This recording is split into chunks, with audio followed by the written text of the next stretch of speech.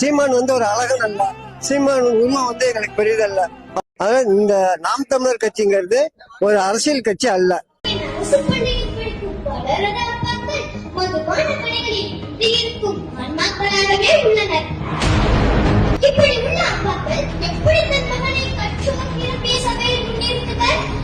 அதாவது இந்த நாம் தமிழர் கட்சிங்கிறது ஒரு அரசியல் கட்சி அல்ல.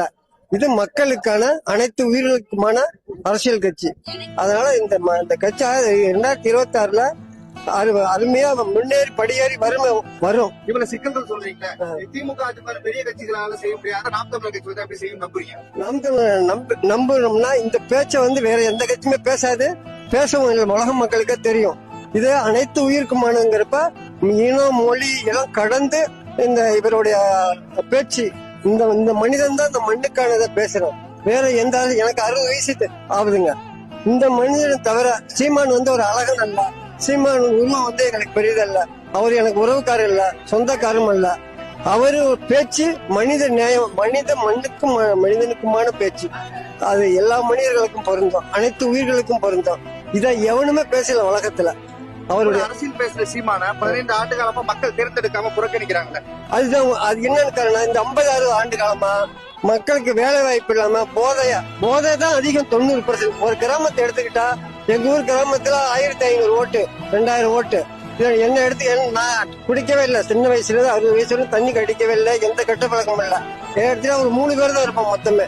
அது மாதிரி கணக்கு எடுத்துங்க, தமிழ்நாடு பூரா 8-9 கோடி பேர்ல கிட்டத்தட்ட 99 பேர் குடிக்கிறான். குடிக்கிறதுக்கு காரணமே இந்த அரசாங்கம் அந்த 50 கெடுத்து வச்சிருக்கிறது தான் காரணம்.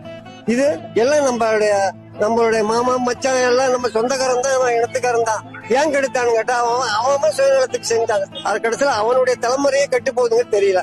அதெல்லாம் அனைத்து மக்களோட அடுத்த தலைமுறை நல்லா இருக்கணும்னு அனைத்து மக்களும் விரும்புறாங்க. இதுல ஒண்ணு மாற்று கருத்து இல்லை. கண்டிப்பா ஜெயிக்கும்.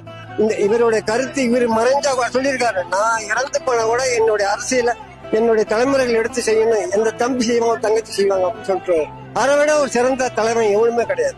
நான் இருக்கிறப்ப நான் ஜெயிப்பேன், நான் பையில காசு வச்சுப்பேங்கிறது என்னமே அவர்கிட்ட கிடையாது. என்கிட்ட எல்லா வளமும் இருக்கு.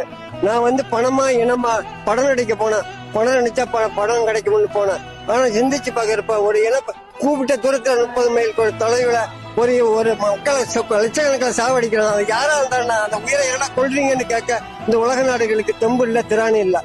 கேட்டான் பிரபாகரன் தம்பி தான் கேட்டான். அதை எவனும் கேட்கல.